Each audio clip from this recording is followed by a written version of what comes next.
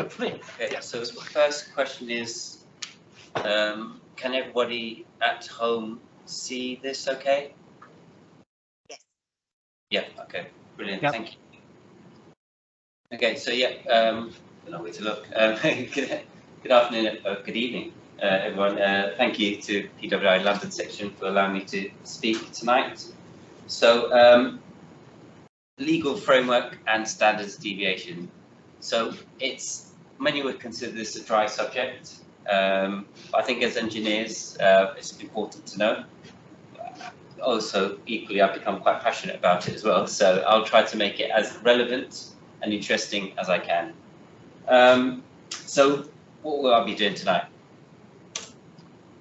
There you go. So I'll be going through the legal framework, how sorry, just get my presentation. Yeah. So I'll be going through the legal framework. I'll be covering what is an act, regulations, standards, etc. I'll show how they lead to standards that we all know and love. And for deviations, I'll be taking you through what they are, as well as how they're assessed, and a case study to kind of pull it all together.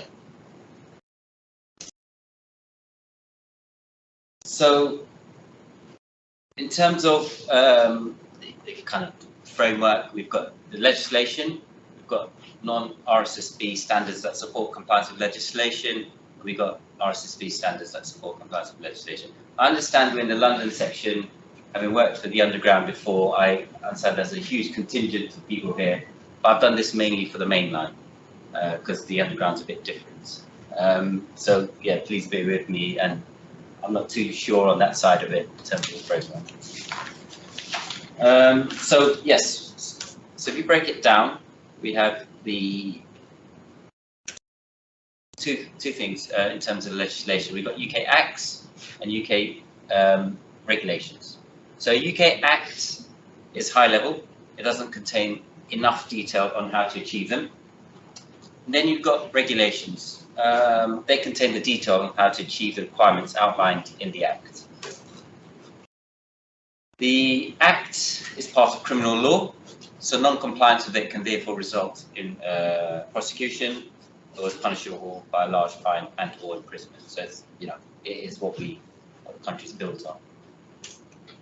In terms of just a bit more about the Act, it's quite a long thing. So it's not something that happens overnight. You have a bill, it goes through first reading, second reading, committee stage, court stage in the House of Commons. Then it goes through the House of Lords. Then it goes royal assent, and then it's signed and it becomes an act. Like I said before, you also have other instruments to help you enact an act, and they are called statutory instruments. And they can be in the form of either orders or regulations. They have a very similar type of process, but they take, as you can imagine, they're much quicker to sign off. So you can have that done in a couple of months, or regard to regulations or orders. So what does that actually mean? So I'll give you an example. I think we all know Health and Safety Act. At a high level, it says it shall be the duty of every employer to ensure, so far as reasonably practicable, the health, safety and welfare at work of all, it says his employees, it probably isn't PC now, their employees. But this, practically speaking, that's very high level, nebulous. You would then hone in a bit more and go, every employer shall make a suitable and sufficient assessment of the risks to the health and safety of its employees to which they're exposed while they're at work. So that's the difference between an act and a regulation. Sticking with Health and Safety at Work Act, you can see there are loads of regulations attached to them. And that's where the railway comes in. You see ROGS, or railway, and I'll come to those. Railway and other guided transport systems regulation falls under Health and Safety Act. And the Rail Interoperability Regulations 2011 it doesn't, it's dotted line because it doesn't actually fall under the Health and Safety Act, it falls under the Transport Act. But I put it here just for completeness and it makes my presentation easier to do. So, associated, so these are the people that are responsible for these acts. So you get the Health and Safety Executive. And then for us on the railway, so ORR, Office of Rail and Road. Along with these regulations, you have guidances to help you meet the regulations, or you have ACOP, which is approved code of practices. An example of two would be this, for example, workplace health, safety and welfare, or safe use of work equipment.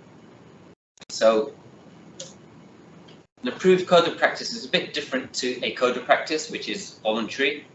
It's an approved code of practice gives practical guidance on how to comply with the regulations they are linked to. They have a special legal status. So if you do not follow this code of practice, you can be prosecuted, find someone at fault. It's not the same with code of practices. An example is, this is one we all know and love, the Official Highway Code. It's a code, but it's an approved code of practice. And you can see in the introduction, it says the highway codes are legal requirements. If you disobey these rules, you're committing a criminal offence. And may be used in evidence in any court proceedings. So that's an example of a code that's supporting a regulation. Guidance has no legal status. Like it says there, you don't have to follow it. It's not compulsory, but you do need to be aware that if you do normally follow guidance, in most cases it would be doing enough to comply with the law, and if you don't, you need to show what you're doing different and why it's similar or equivalent to. So, railway specific, we have two, like I mentioned earlier. We've got the Railway and Other Guiding Transport Systems, the ROGS, or RIR, the Railway's Interoperability Regulations. They both have guidance associated with it. And the ROGS is requirements for operating today. So if you're going to make any change to the railway you're doing now, you need to comply with ROGS. The RIR is for operating after a defined change. So if you've got a major project and the like, you would need to comply with the RIR. I'll give more examples of those later. Under those, the kind of supporting structure for those, for the RIR, would be National Technical Specification Notices, essentially what was the TSIs, but after we've left the European Union, we've transposed pretty much all of it, and we've called it the NTSNs. They are, yeah, there you go. So they then move on. These are the list of TSIs we have, and they contain essential requirements under 6 headings. So safety, reliability and availability, health, environmental protection, technical compatibility, accessibility. So if you are an infrastructure project, for example, you would need to meet the infrastructure TSI when you're doing an infrastructure project, rolling stock, block and pass, energy, so on and so forth. So these are kind of for major projects, that's what they need to follow. These are supported very much by British, European and international standards. So for example, to show compliance with some of the requirements in NTSNs, it says follow EN, X, Y, and Z. Equally, we have what's called national technical rules. So we have documents and standards that are written by RSSB that cover either what we call specific cases. So we're a Victorian railway, very old. Even if we wanted to, we couldn't meet the TSIs because we just don't have the infrastructure. So we would, we have rules and standards that kind of give the technical interface would be different to the NTSNs because we're just different. So, for example, platform heights and offsets. And I'll go into that a little bit more later. Regarding ROGs, common safety methods. So these are the same documents that we had in place before we left the EU. Some of you might be aware it's been updated since we've left the EU, but we've not yet updated ours accordingly. So we're using, I think it's 2017, not quite sure. In terms of what's relevant, we've got a few for national safety authorities. So the one at the top for the other two common safety methods, assessing conformity, and the other one with requirements for obtaining a railway safety authorization. So therefore, you know, TOCs and so on alike. But I think the one that most of you probably be aware of would be common safety method for risk evaluation and assessments. So REA, CSM REA, and that's got two guidances associated with it. One by the regulator and one by RSSB, which sets out the methodology for carrying out a risk assessment where there's been a significant change. But essentially, that's what you would do to assess that the change, what the change is, and its risk.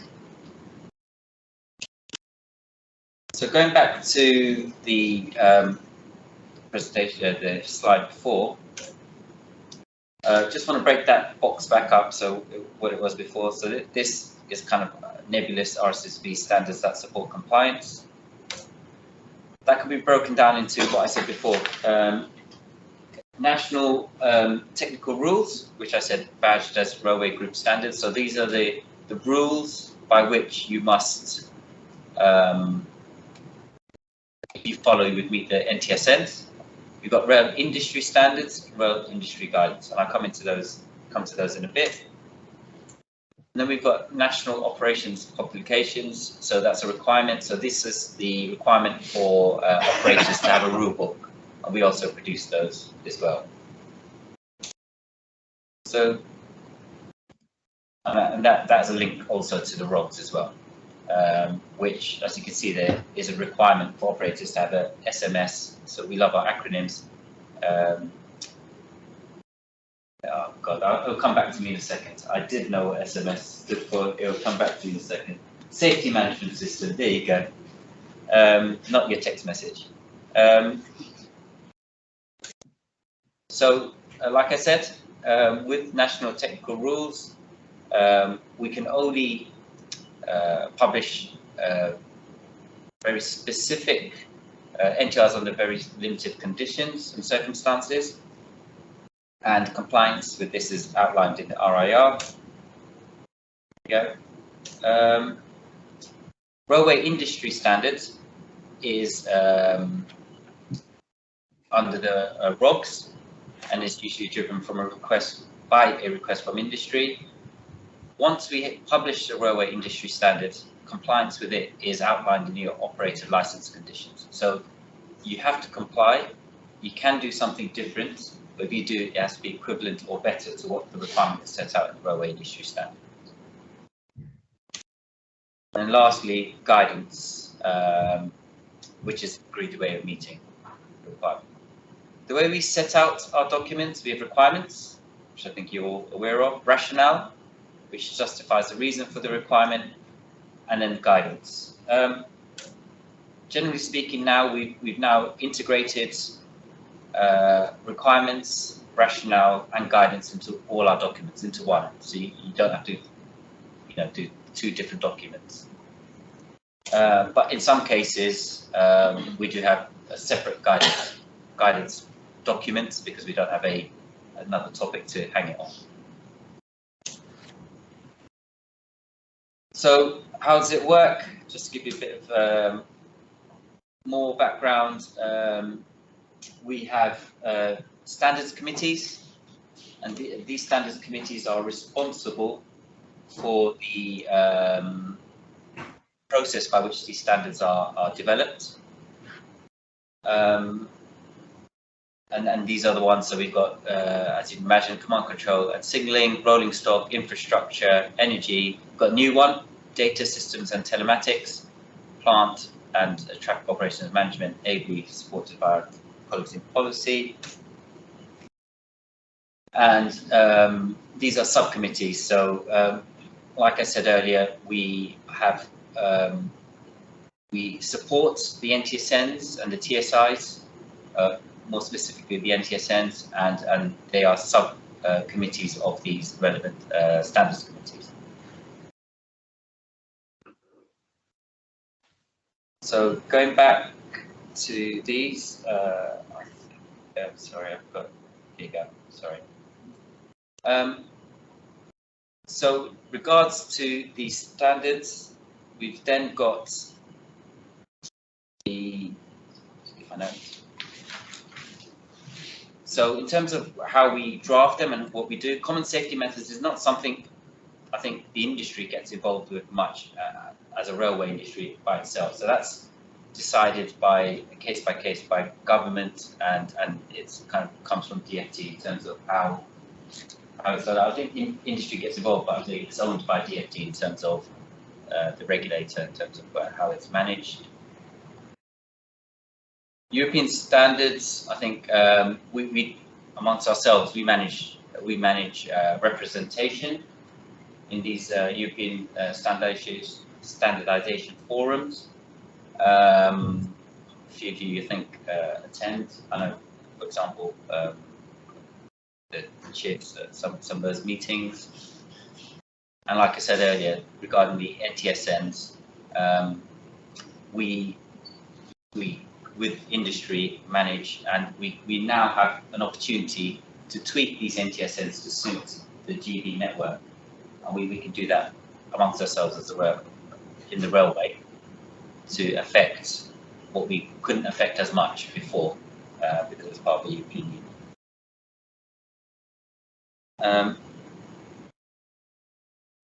So that kind of, sorry, it's not working. Here you go. So that kind of gets me to the end of, in terms of standards, how they meet you. That was really a whistle-stop tour of standards, how they meet legislation, and who gets involved in it. Then I want to move on to deviations, and I think it gives a bit more kind of flavour to why to the law and everything around it. So what is a deviation? So it's a permission to comply with a specified alternative to requirement and circumstances where it's not appropriate to change the relevant standard. A deviation has a specified scope, where relevant, duration. So that's the definition as set out by the Railway Group Standards Code. Very simply, this is the process. If you're an applicant, you'd apply for the deviation and submit it. We'd process this application, and then I think this is the bit that I think would provide some insight. What we as a standards committee would do to approve a deviation. So first, is it sufficiently complete, which is obvious. The Standards Committee takes principles based on the code, the manual, which we'd have to read. We'd ask ourselves, does it meet the essential requirements? Most importantly, does it promote the long-term best interest of the mainline railway? I'll get more into that later with my case study. And then, as a committee, we then decide to approve or not. In terms of what one would need to do to consider approving an application, we'd need to see that they've undertaken suitable and sufficient analysis. So it's a bit, we haven't got enough money, or we've always done it that way. That's not sufficient. It's undertaking suitable and sufficient analysis, are capable of meeting the essential requirements. Is there evidence of support? And this is really big. I think we don't get a lot of this. Is there evidence of support from affected parties? That's really relevant. The alternative requirements do not jeopardize the long-term interests of the railway system as a whole. And I'll get to that in my case study, but you can make changes that might be good now, but in 10 years' time, we'll have dug ourselves a hole. And I think linked to that are the immediate and local benefits worth the cost and impact of increased diversity and possible constraints on future operation of the railway. So it's quite a lot to consider, but that's kind of the thinking process we need to go through. So I've spoken to you a lot about the law, deviations. How does it all fit together? So I'm hoping kind of, I'm hoping this last bit, case study, will help. So as I mentioned, we have the platform training interface is what I'm going to use as my case study. So we have standards in place. So we have 3 requirements. I'll start with what's here that can be conflicting. So we have a requirement for positive clearance on the railway, a requirement for accessibility, and we have requirements that the railway be accessible for different operators to run, i.e. have a license to run on a railway. So we're not a closed network. Anybody can apply to run on the network. Sometimes they can be seen as conflicting requirements. So, we have to. So we have standards in place to ensure that people can access egress to the train. Like I said, the Railways Act, run a safe operation, the ROGS, and be accessible, Transport Act. And all of those have relevant standards against them. So, like I said, positive clearance is what we call GIRT 7073. Footsteps position, we've got 8273. Accessibility, we've got the PRM, NTSN. We've got platform dimensions in another one, GIRT 7020. So we've got loads and loads of standards around one asset, one interface. And it's really, really difficult to follow. So therefore, what it tends to do is it leads to this. Different footstep positions, different platform heights, different interpretations.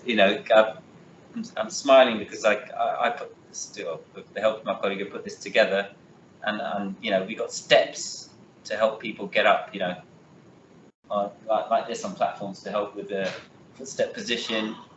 Wonky platforms. We've got kinks because this bit is extension, it's compliant. This isn't. We've got things like this on the railway. So, when you make a decision to do something different, I'm genuinely not saying it's practical to go back to the Act to see what you're trying to achieve. That's not what I'm saying. I think there's a halfway house. The standard's there for a reason. And rather than ask, just do the minimum. It doesn't cost, I'm doing this on a cost basis, or I'm doing this because it's always been done that way before. You ask, what is the requirement? What am I trying to achieve? Who's it for? How is it going to be used? All these questions. And I think that's really important. And you can, and what I've set out today kind of take you back to where has this come from? What are they trying to say by putting these standards together? So I've shown you some examples of platform train interfaces, but there are some really good examples of people doing it right. So going back to deviations, we've had deviations for people that are doing things differently on the platform train interface to help to ensure they get approval in Standards Committee. And these are 2 such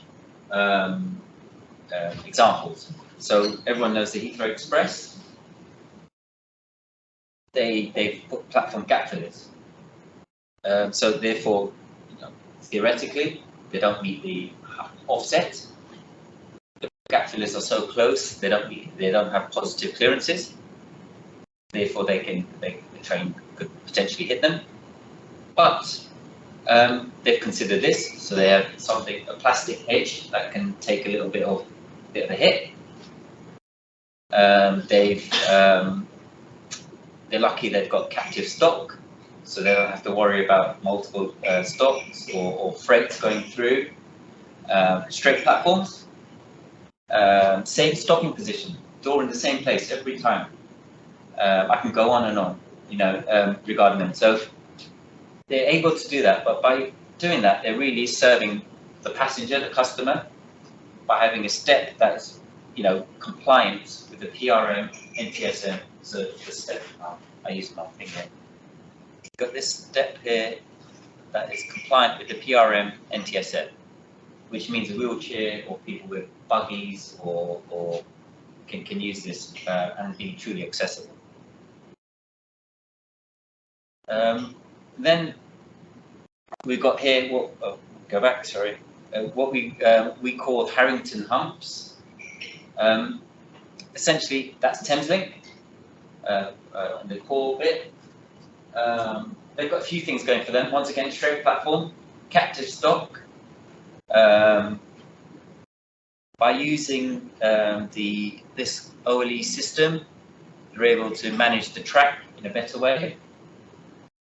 And their train stops at in the same place every time. So therefore, they know where the doors are going to open. It's not too dissimilar to what colleagues on the underground do as well, on various underground lines as well.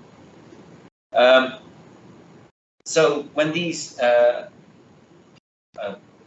companies or applicants came to Standards Committee, they put forward the case.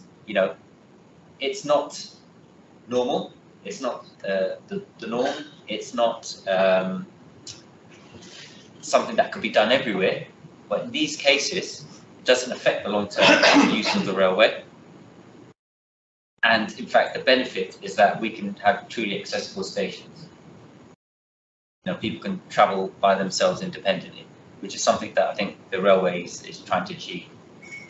So it got, no surprise, it got approved. Both of those got approved. But that's the kind of consideration we'd kind of want to see in deviations, things like that, and they've gone back to what is it they're trying to achieve, and they've done the analysis to prove that the long-term interest of the railway isn't detrimental to it.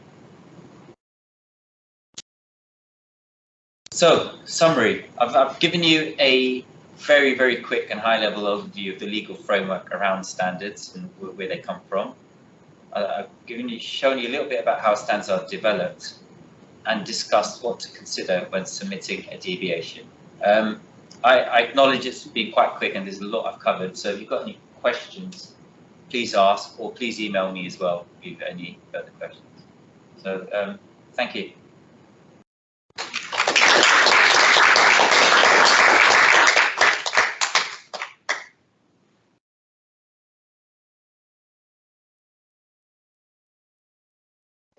I think Matt is back. Yeah, sorry.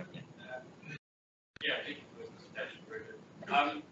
On the recent project I delivered, for underground, on the concession says the stepping distances, they're not matching the EU standard, but they were in line with the OR stepping distances. So why in London Underground stepping distances are far more rigorous than the OR?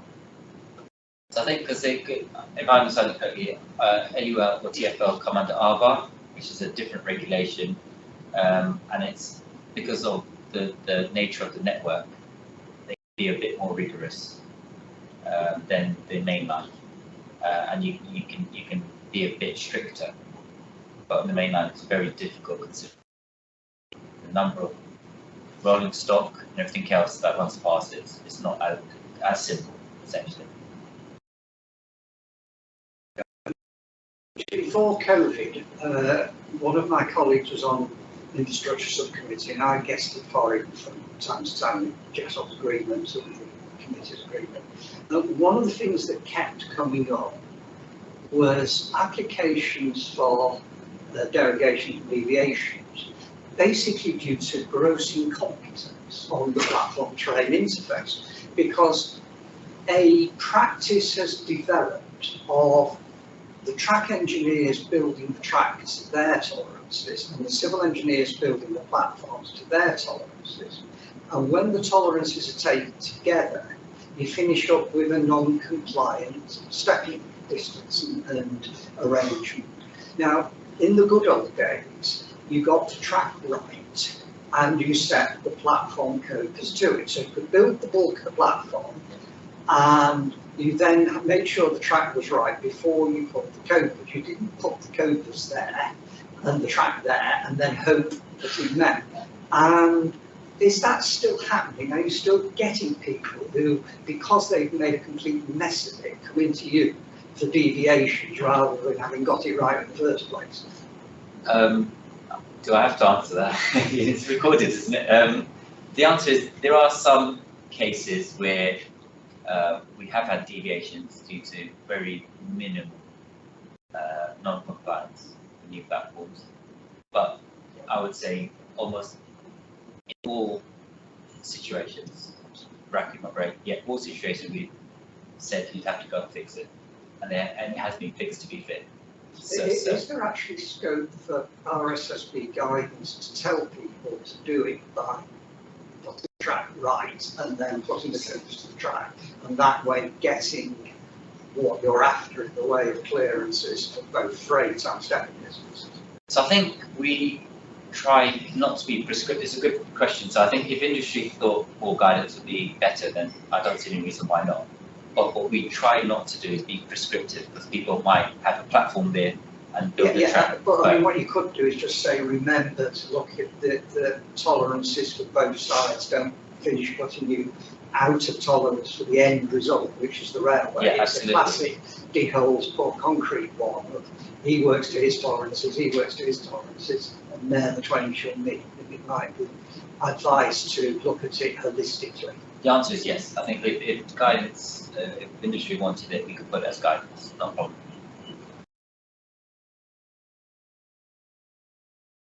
Or I can see any online either.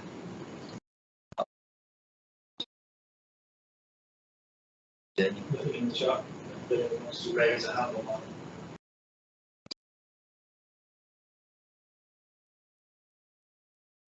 John? Typically, what's a topic raised the most deviations or challenges? Is it the PTI or is there other ones? I think without a shadow of a doubt, it's platforms, heights and offsets by far. But the other one that isn't under the remit of RSSB, but which I've been involved with a lot, is accessibility. So we have huge amounts for accessibility in terms of people not being able to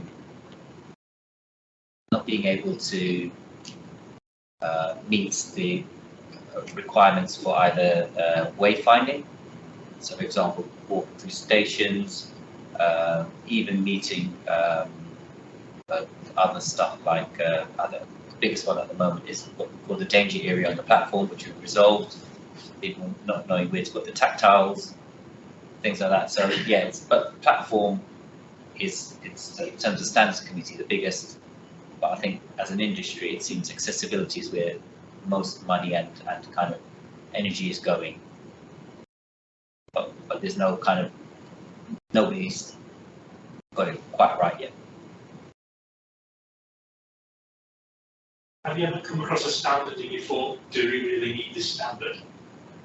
The answer is yes. I think we have, and we kind of either withdraw it because industry no longer leads it, or the code and the manual has changed, and we said this is no longer a legal requirement, so we can change. If industry still want it, we can make it a railway industry standard, but it can't be a law. Basically, it can't be a railway group standard. Yes. You mentioned earlier how you're looking at updating the NTSNs, how we have the scope to do that. Yeah. What areas are the priority areas to look at that we can take into our network? So we're doing it right at the moment, actually. The biggest one we are is the persons of reduced mobility. So we're looking to update that and actually diverge from the upcoming TSIs. So that's a big one. The scope, although there's not been huge clamour, I think there's scope to do to others as well. But it seems that people are quite happy with what the TSI say in the other subject areas that I'm aware of. But PRM is by far the one that we want to diverge because we do it quite differently in GB compared to the rest of Europe. In terms of accessibility, do you think the Harrington Hub should be every platform nationally? Sorry, Sue. Like the Harrington Hub, do you think it should be on every platform nationally? The answer is my personal opinion. Yeah. No, because if you look at Merseyrail, they've spent a lot of money doing it, but they've managed to get proper height. They've gone through the whole network and managed to get the height and offsets perfect, and got trains with deployable steps to manage accessibility. So I mean, long term, that's probably the best thing because it would allow freight and everything else to pass through. The Harrington hubs can be, in some cases, stop freight. Am I? So, deployable steps. Surely for wheelchair users, a deployable step, whilst it improves the stepping distance, the clue's in the name. It's a step. So you're not that doesn't help people who are using wheelchairs and mobility scooters, does it? It depends. So it's not a step it's a footstep that deploys out in a horizontal vertical plane. Right. Horizontal plane. And the definition of accessibility is 50 mil gap. Yeah. So as long as when it's out, it's it's fine. Okay. It's like a bus, like the middle door on a bus. Yeah. That. I was thinking of more the kind of things you see on Eurostars. Anyway. I take an online question. Yeah. I think Paul's got his hand up. Yes, I have. I can't answer the question by chat. Is it convenient? Yes, please. Sorry if I'm going back over old ground, everybody. Can you just clarify exactly why we can't have one rail industry standards body, including light rail, metro and main line, please? That's a great question. I think that's one for my paymasters, to be honest, not for me. But I couldn't answer. I think the RS, just legally speaking, it's always been separate, hasn't it? So I'd bow down to anybody else who has that knowledge, but I don't know, Paul, to be honest. Okay, well, right, sir. Light rail vehicles on the street are road vehicles. That perhaps is something to think about. That you're subject to highway legislation in England and roads legislation in Scotland when trams running on the streets. So you need to keep that in mind. And there are those sorts of issues about vehicle lighting. You're essentially mirroring construction and use regs on light rail that runs on streets, so that people can estimate the width of it if it's somewhere where you can overtake a vehicle and things like that, which is not something that you normally get involved in. No, we wouldn't. But I do know in the last 2 or 3 years, the light rail safety standards board has been created, and diligence in creating their own set of standards. Yeah. I hope that helped, Paul, and you heard all that. I noted, and I don't agree. Thank you. Okay, that's fine. Well, if you're going, you've got to think about the fact that you're running in an environment with a lot of third parties, and that's the key thing. You're managing a completely different environment. It's not a segregated environment that's under your own control. You have to interface with people who are not used to interfacing with them, and it's to make it as much like something they're used to as possible. Yeah. Okay, thanks. It's only a personal view. You also have to worry far more about things like stray currents. Okay. And that is a nightmare of its own side. And the mainline railway really doesn't have to think about stray currents, but stray currents for on street are a major, major issue. There are a completely different set of issues to think about. Thanks. Just a personal view, not a view of the PWI. Thanks. Any other questions? Right, sure, do the vote, thanks.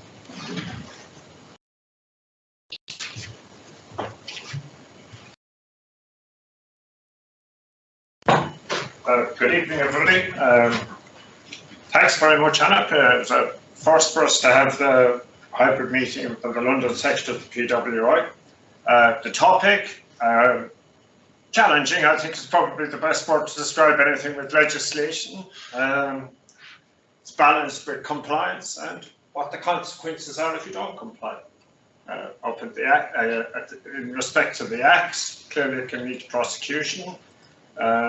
Compliance standards, concessions and stuff like that. It was interesting to sort of give us a demonstration of the relationship between the ORR and the Health and Safety Executive.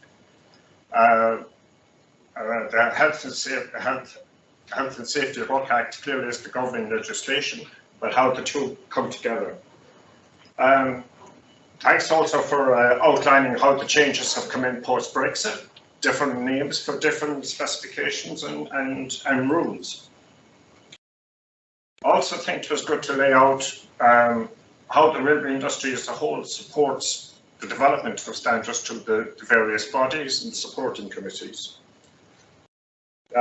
Your case study isn't without any doubt one of the most challenging examples, and I think it was a very good case really to describe the challenge that we all have with standards and legislation. And last but not least, if you don't, or if you can't, or you would like to change something, the way to go is a deviation. Yeah. So very interesting, well answered on all the questions, and in time-honored tradition, can we give Anup a round of applause? Thank you.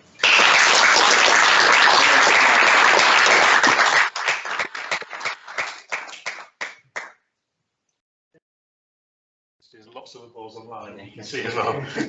So, thanks very much, Anup. Our next meeting is on the 12th of October.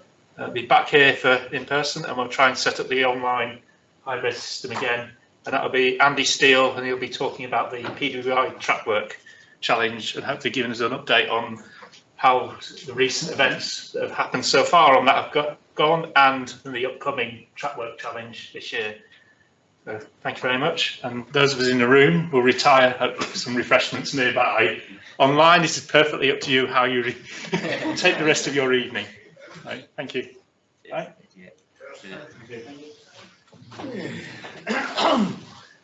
Screening, so that must have been. Thank you.